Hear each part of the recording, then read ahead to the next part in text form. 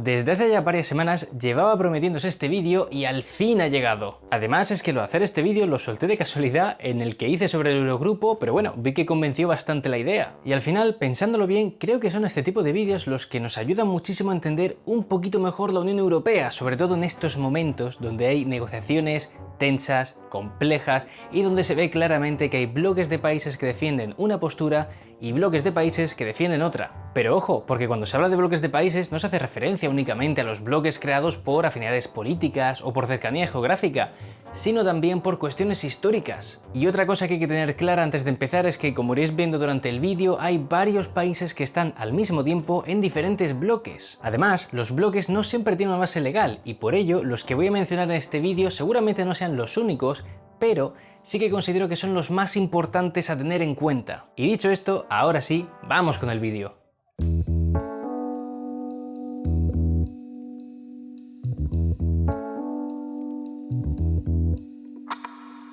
Si hablamos de conjuntos de países de la Unión Europea, hay uno que sí o sí tenemos que conocer, y ese es el de los 6 países fundadores, que como el propio nombre indica, son los 6 países que fundaron los inicios de la Unión Europea. En 1951, Alemania Occidental, Francia, Italia, Bélgica, Países Bajos y Luxemburgo, con el fin de no volver a una tercera guerra mundial, crearon la Comunidad Europea del Carbón y el Acero, la CECA, donde pusieron en común los recursos de carbón y de acero. Qué lógicos eran los nombres en aquel entonces. Y aunque actualmente entre estos países hay diferencias notables a nivel político, todavía hoy en conjunto representan algo más del 50% del total de la población de la Unión Europea y respecto al Parlamento Europeo tienen algo más del 40% de los escaños. Además, dentro de estos 6 países se podría hacer una subdivisión muy pillada con pinzas, pero que me viene perfecta para poder conocer un poquito más a estos 6 países.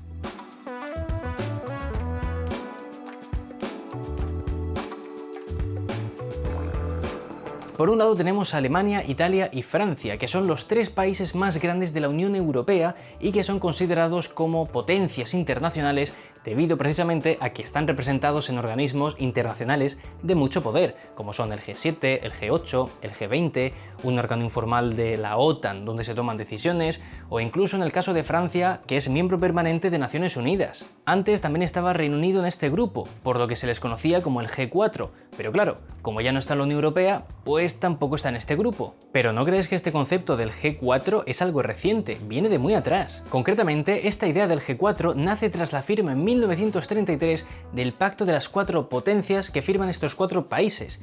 Si es que es lo que os decía, en ese momento los nombres eran súper lógicos y sencillos. Este pacto pretendía alcanzar en Europa un equilibrio de poder entre las diferentes potencias para no llegar a una Segunda Guerra Mundial, pero ya sabemos cómo acabó el resultado. Y de los 6 fundadores, los otros 3 países, Bélgica, Países Bajos y Luxemburgo, tienen una relación bastante especial y que se merece una explicación un poquito más extensa en otro bloque aparte.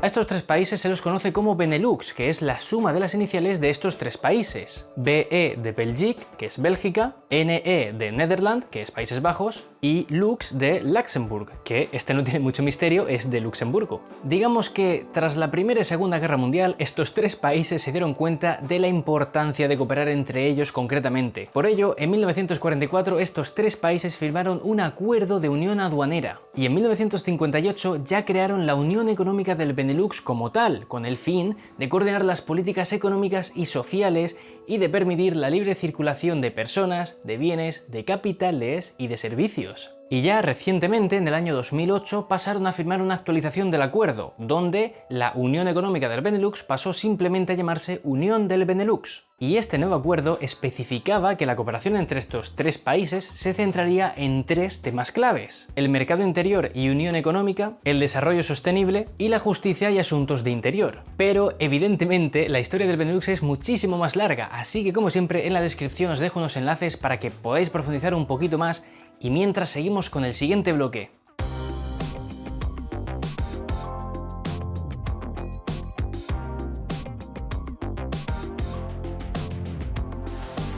Estoy seguro que desde el principio del vídeo muchísimas personas estaréis pensando dónde encajar a Francia y Alemania, Y con mucha razón, la historia de la Unión Europea no se entendería sin la alianza de estos dos países, ya que tras poner los cimientos de la UE en 1951, en el año 1963, con la firma del Tratado del Elíseo, Francia y Alemania formalizaron un compromiso mutuo para colaborar y dejar atrás, al fin, los numerosos enfrentamientos que habían tenido. Desde entonces hasta ahora, la mayor o menor afinidad entre los líderes de Francia y Alemania ha sido la que ha favorecido un mayor o menor desarrollo del proyecto de la Unión Europea. Y ojo, aunque es cierto que no existe una regla escrita sobre el predominio de Francia y Alemania en la Unión Europea, también es cierto que casi siempre es necesario su voto para que la Unión Europea tome una decisión. Y es que, al final, tanto Francia como Alemania son las dos mayores potencias políticas y económicas de la Unión Europea. Es como si fuesen los Cristiano Ronaldo y Messi del equipo. Todos sabemos que en la Unión Europea cada país cuenta como un jugador únicamente, pero todos sabemos también que Francia y Alemania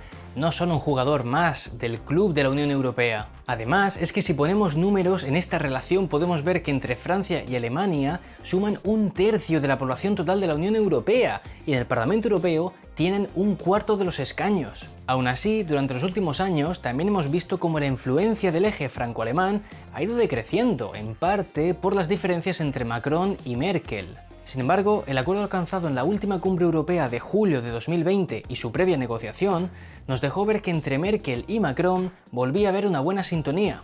De hecho, la propuesta para el plan de reconstrucción de la Comisión Europea parte de la propuesta informal que hicieron Merkel y Macron, porque, como os decía, iba a ser extremadamente complicado llegar a un acuerdo sin el visto bueno de Francia y de Alemania. Eso sí, como vimos también en el vídeo del plan de reconstrucción, en la Unión Europea han ido tomando fuerza diferentes bloques de países que le han plantado cara al tradicional dominio del eje franco-alemán.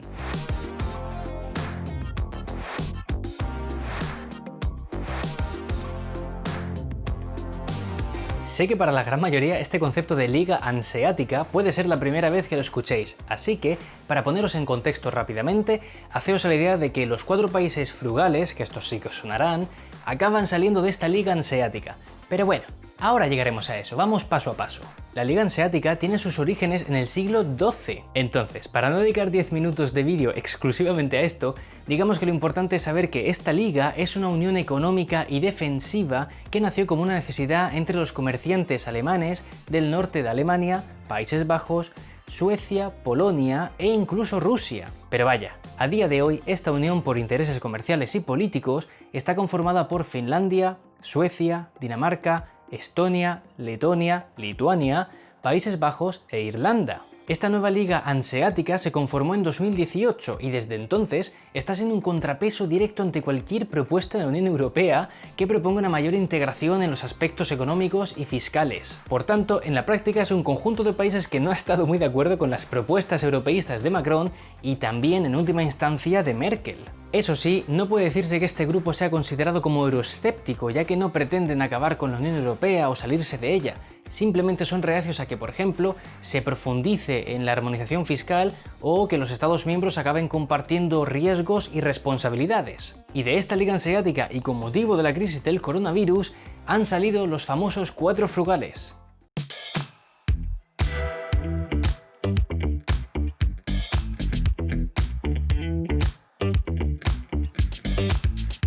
Este seguramente sea el bloque de países que más nos sonará a todos por el papel protagonista que han tenido en las negociaciones de la cumbre de la Unión Europea. Como ya vimos en vídeos anteriores, estos 4 frugales vienen a ser Países Bajos, Austria, Dinamarca y Suecia, aunque durante las negociaciones del plan de reconstrucción, Finlandia también se les sumó. Ya iremos viendo si esto ha sido una alianza puntual o si Finlandia se queda ahí. Estos países se autodenominan así debido a que la definición de frugal hace referencia a la cualidad de ser prudente y ahorrativo en términos económicos. Y es cierto que tienen en común un nivel muy bajo de deuda pública, en torno a un 60% del PIB. Además, se les suma que tienen un nivel de renta muy alto por habitante y que son economías muy competitivas. Y si miramos la contribución de estos países a los presupuestos de la Unión Europea, vemos que son contribuyentes netos, es decir, que meten más dinero del que acaban recibiendo en forma de ayudas. Pero ojo, porque esto no quiere decir que pierdan dinero. De hecho, estos 5 países frugales son de los que más se benefician del mercado interior de la Unión Europea, es decir, que al final no pierden dinero.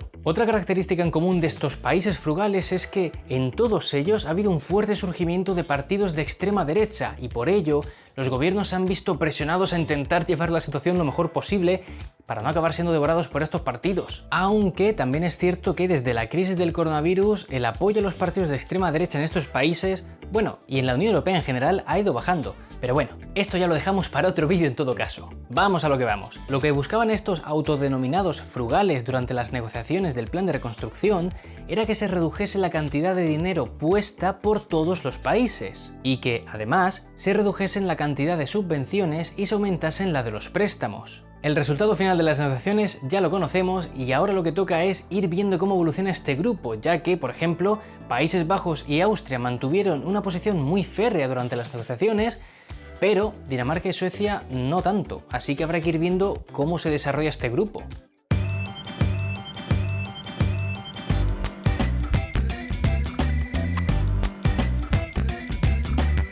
Tradicionalmente se ha concebido a los países del sur como aquellos que tienen un contacto directo con el mar Mediterráneo, pero este concepto ha ido cambiando con el tiempo, y a día de hoy incluye a países que tienen características comunes en temas de política, economía y cultura. Por ello, aunque los países del sur siempre han sido España, Portugal, Italia y Grecia, según las circunstancias también Francia e incluso Irlanda se les han sumado. Y es que una de las características comunes de estos países durante estos últimos años ha sido tener graves problemas económicos, teniendo por ejemplo una deuda pública muy elevada. También han tenido que hacer frente a la migración masiva llegada de África del Norte y de Medio Oriente, sobre todo por personas que huían de conflictos bélicos. Y en ambos casos es verdad que Irlanda es una excepción numérica, ya que para empezar no recibió la cantidad de migrantes en comparación con el resto de países y además es verdad que desde 2015 ha mejorado notablemente su deuda pública. Los países sureños siempre se han mostrado como antagónicos, opuestos a los países del norte,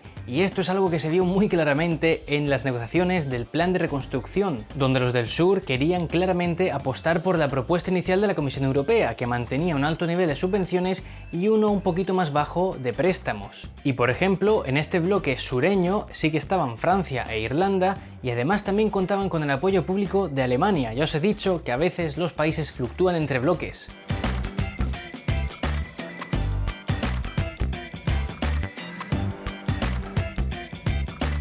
Este grupo ya lo hemos mencionado en vídeos pasados y es debido a que vendría a ser el grupo de rebeldes de la Unión Europea, ya que son considerados como euroescépticos. Este grupo está conformado por Hungría, Polonia, Eslovaquia y República Checa, y tienen una historia muy interesante. Estos 4 países, de una u otra manera, han experimentado la influencia de la Unión Soviética y ya fue a partir de la década de los 90 cuando comenzaron a abrirse al mundo y a tener elecciones democráticas. De hecho, recordad incluso que Eslovaquia y República Checa fueron un mismo país, Checoslovaquia, hasta 1993. Pero unos años antes de separarse pacíficamente, en 1991 tanto Hungría como Polonia y Checoslovaquia crearon un grupo propio e independiente. Y este grupo recibió el nombre de Grupo de Visegrado debido a que la declaración entre los 3 países se firmó en Visegrado, una ciudad de Hungría. En esa declaración quedó reflejada la intención del grupo, coordinarse entre ellos para erradicar cualquier vestigio del totalitarismo y del comunismo e implantar sistemas democráticos en sus países basados en los derechos humanos, porque el objetivo principal que tenían era conseguir entrar en la Unión Europea. Y finalmente, en el año 2004, los 4 países del Grupo de Visegrado lo consiguieron,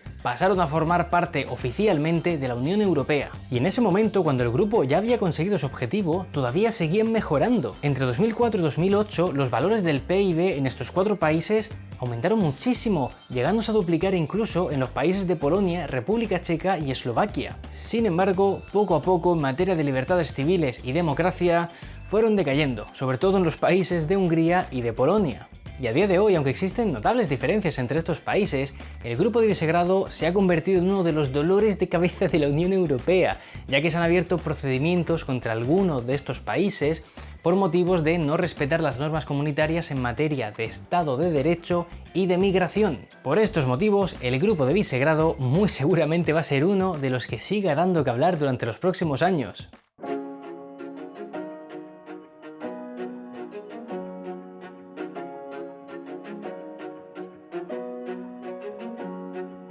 Este bloque de países no pertenece a la Unión Europea, pero sí a su mercado interior, y por eso he decidido incluirlo en el vídeo. Estos conceptos ya los comenté hace un tiempo en otro vídeo, pero creo que se merece también un hueco en este. El Espacio Económico Europeo, que es conocido en inglés por sus siglas EEA, es como una extensión del mercado interior de la Unión Europea, es decir, que permite que países que no forman parte de la Unión Europea tengan acceso al mercado interior. Actualmente el EEA está conformado por Noruega, Islandia y Liechtenstein, aunque se espera que en un futuro pueda haber más países. Y es importante conocer este espacio económico europeo para entender por qué siempre vemos que países como Noruega, Islandia y en menor medida Liechtenstein tienen una relación muy especial con la Unión Europea sin ser parte de ella. Como decía al principio del vídeo, estas no son todas las alianzas que hay en la Unión Europea. Si nos ponemos a indagar, seguro que encontramos muchas más.